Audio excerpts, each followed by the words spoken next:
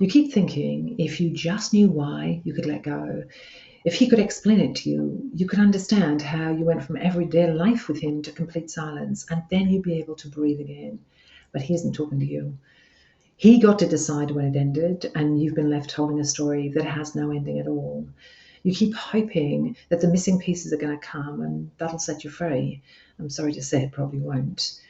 You've asked him for the truth, even just a sentence that makes sense of what's going on, but he dodges it or shuts down or says something that makes things even worse. And you replay every conversation, looking for signs that you missed. Your friends are telling you, stop thinking about it, but they don't get how it is. You're not chasing him, you're chasing some peace. You can't stop wondering what really happened, what went wrong, what could have been fixed. And so you cry and you bargain and you tell yourself that you're going to be fine. Then you're back in the same loop again. You whisper to yourself, if I knew, maybe I could move on. But deep down, you know that there isn't an answer coming. Your mind keeps searching for meaning because our brains prefer certainty to uncertainty. Our brains believe that once we understand something, then the pain will stop. But when somebody walks away without honesty, our nervous system stays stuck in waiting mode. It kind of is looking for answers that never arrive. And that's why we feel trapped. Not because we can't move on, but because our bodies are still stuck in a story with no ending to it. The truth is, you may never get closure from him. And that doesn't mean you're doomed to stay stuck. Closure doesn't come from their words. It comes from our own acceptance of the story, how it is today, even without the final scenes from them.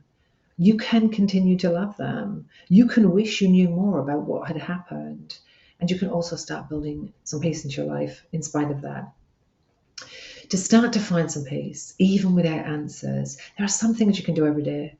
Say it out loud, I want some answers, and then remind yourself, but I'm probably not going to get them, and I can still move forward. Stop checking for new endings, unpin yourself from chats, mute his socials, close the tabs that are open in his life still. You're giving your brain some room to settle down and grieve. When you start replaying what happened, notice it. Remind yourself, gosh, here I am doing the loop again, and take some deep breaths. You don't need to solve it all at once. Just interrupt those thought patterns. Give yourself an ending, write what you wish he'd said to you. Maybe imagine having that conversation with him in front of you, asking the questions you want to, and you making up the answers to what you would have wanted him to say. And that can help. I know it's not real, but your brain will appreciate it. Take the best care of your body through this really challenging time. Try and get some food into you, some protein, which will help. If you can't face food, have a smoothie, have some soup, something light, but do get some food into you. Get outside in the fresh air. It is so good for your system, and move your body.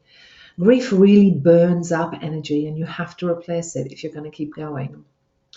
Also reclaim one piece of your life. It might be a drawer in a cabinet. It might be a corner of a room.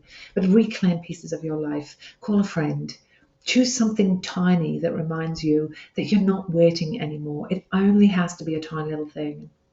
You may never know why he left you, but you can still choose how your story keeps going. You don't need his explanation to start healing. Closure isn't something he gives to you. It's something you give to yourself, one real choice at a time.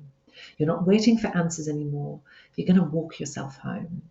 I know that it's painful, and that is why I've put together this series, Heartbreak to Healing. It goes through all of the stages you're likely to experience as you go through this heartbreak.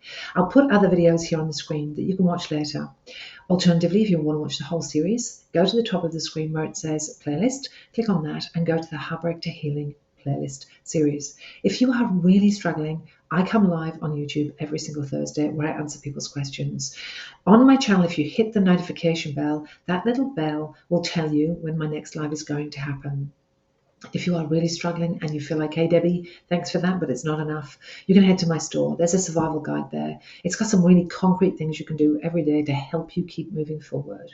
I know it feels impossible. I know it feels like you won't be able to get through this, but I promise you, you will. I've helped thousands and thousands of women in places that you're at to get through to the other side of it. I promise you, you're going to get through this. Take the very best care of you. Until the next time. Bye.